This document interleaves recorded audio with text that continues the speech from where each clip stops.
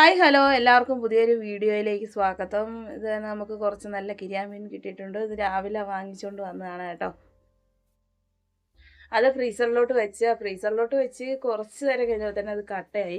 എന്നിട്ട് എന്നെ ഇച്ചിരി നേരം എടുത്ത് വെള്ളത്തിലൊക്കെ ഇട്ട് അത് തണുപ്പൊക്കെ മാറി. എന്നാലും തണുപ്പ് മാറിയിട്ടില്ല. എന്നാലും ഞാനതങ്ങ് വെട്ടിയിട്ട് നല്ല മുഴുത്ത കിരിയാനായിരുന്നു. അതിൻ്റെ തൊലിയെല്ലാം പൊളിച്ച് കളഞ്ഞ് കൈ ചൊറിയുന്നുണ്ടായിരുന്നു. എന്നാലും ഞാൻ ഇച്ചിരി നേരം അത് വെട്ടിയിട്ട് ഉപ്പ് വെള്ളത്തിലും മഞ്ഞപ്പൊടിയിലും കുറച്ച് നേരം ഇട്ടൊക്കെ വെച്ച് കേട്ടോ. അന്നേരത്തേനെ നമുക്ക് അടുപ്പത്ത് തീ കത്തിച്ച് ചട്ടി തീ വെച്ച് അതിനകത്ത് കടുകും ഉലുവായൊക്കെ ഇട്ട് പൊട്ടിക്കഴിഞ്ഞ ശേഷത്തേനും കുറച്ച് വെളുത്തുള്ളിയും ഒരു കുടം വെളുത്തുള്ളിയും 3-4 പച്ചമുളകും ഒരു കഷ്ണം ഇഞ്ചിയും കൂടെ ഇട്ടൊന്ന് വഴറ്റുന്നുണ്ട്. അത് ഒരുമാതിരി മൂത്താൽ മതി. അതൊന്ന് വാടി നന്നായിട്ടൊന്ന് വെന്ത് വന്നാൽ മതി. അത് കഴിയുമ്പോഴത്തേനും മല്ലിപ്പൊടി ഇട്ട് കൊടുക്കണം. മല്ലിപ്പൊടി ഇട്ട് കൊടുത്താൽ അതിൻ്റെ ആ ഒരു മല്ലിപ്പൊടിയുടെ ഒരു കുത്തലുണ്ടല്ലോ അത് മാറുവേ. അതാദ്യം നമ്മൾ മല്ലിപ്പൊടി ഇട്ട് കൊടുത്ത് നന്നായിട്ട് മൂപ്പിച്ച ശേഷം മഞ്ഞൾപ്പൊടിയും മുളക് പൊടിയും കൂടി ഇട്ട് നന്നായിട്ട് മൂപ്പിക്കുവേ. ഇവിടെ നന്നായിട്ട് മൂക്കണം കേട്ടോ മുളക് പൊടിയൊക്കെ. എന്നിട്ട് നന്നായി ശരിക്കും മൂത്ത് കഴിയുമ്പോൾ അതിൻ്റെ അകത്തോട്ട് വെള്ളം ഒഴിച്ച് തിളപ്പിക്കുക. എന്നിട്ട് പുളിയും കൂടി ഇട്ട് കൊടുക്കുവേ. അത് കുറേശ്ശെ വെള്ളം ഒഴിച്ചിട്ട് ഇളക്കി അത് മൂപ്പിച്ചാണ് കേട്ടോ ഒഴിക്കുന്നത്. വെള്ളം ഒഴിക്കുന്നത് ഒറ്റയടിക്ക് വെള്ളം ഒഴിക്കുകയല്ല, കുറേശ്ശെ അതൊന്ന് തിളച്ചിട്ട് വേണം ഇനി മീനിടാൻ. അങ്ങനെ ഞാൻ വെള്ളം ഒഴിച്ചുകൊണ്ടിരിക്കുകയാണ്. ആ മീൻ വേകാനുള്ള വെള്ളം ഒഴിക്കും കേട്ടോ. പിന്നീട് ഞാൻ വെള്ളം ഒഴിക്കും. ചാറ് ഇവിടെ എല്ലാവർക്കും ചാറ് വേണം. കപ്പയുണ്ടായിരുന്നു. കപ്പ വേവിക്കാനാണ് മീൻ കറി വെച്ചത്. കപ്പയ്ക്ക് എന്നായാലും ചാറില്ലാതെ പറ്റത്തില്ലല്ലോ. അത് കാരണം ചാറ് നീട്ടി വെക്കുവേ. കപ്പ വയ്ക്കുന്നൊന്നും ഞാൻ എടുത്തില്ല കേട്ടോ. പിന്നെ 2 കഷ്ണം അതിന് വേണ്ട പുളി ഇട്ട് കൊടുത്തു കേട്ടോ. പുളി ഇട്ട് കൊടുത്തിട്ട് അതിന് ആവശ്യത്തിനുള്ള ഉപ്പും കൂടി ഇട്ട് കൊടുക്കും.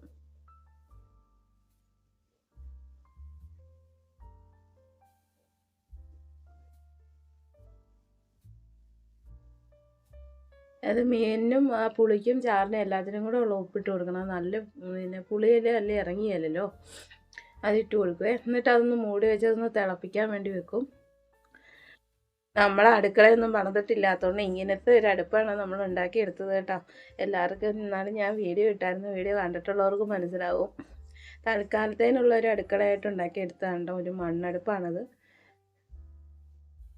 അതിന് പോകാനുള്ള സംഭവം ഇട്ടിട്ടില്ല. അത് കാരണം എല്ലാ തീയും പുറത്തോട്ട് അകത്തുന്നത്.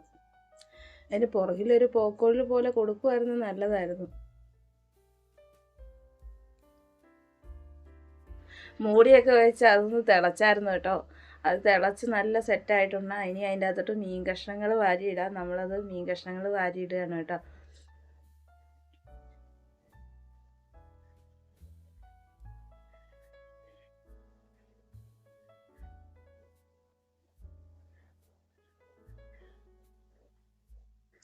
ഞാൻ ഫുൾ മീൻ കഷ്ണങ്ങളും അതിൻ്റെ അകത്ത് ഇട്ടു കേട്ടോ. അതിൻ്റെ അകത്ത് ഇട്ടിട്ട് ഇളക്കി എല്ലാത്തിലും ഒന്ന് ചാറും പറ്റിച്ചിട്ടൊന്ന് ഇനി മൂടി വെക്കുവാണ്.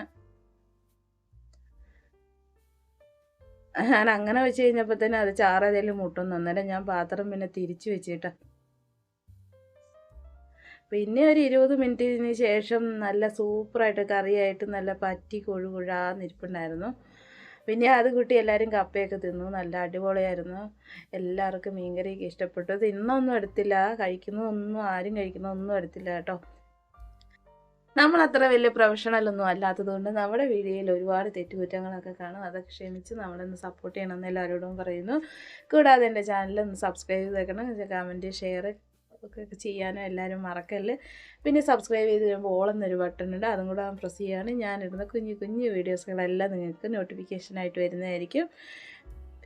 പിന്നെ ഇത്രയും നേരം എൻ്റെ വീഡിയോ കണ്ട എല്ലാവർക്കും ഒരുപാട് താങ്ക്സ്.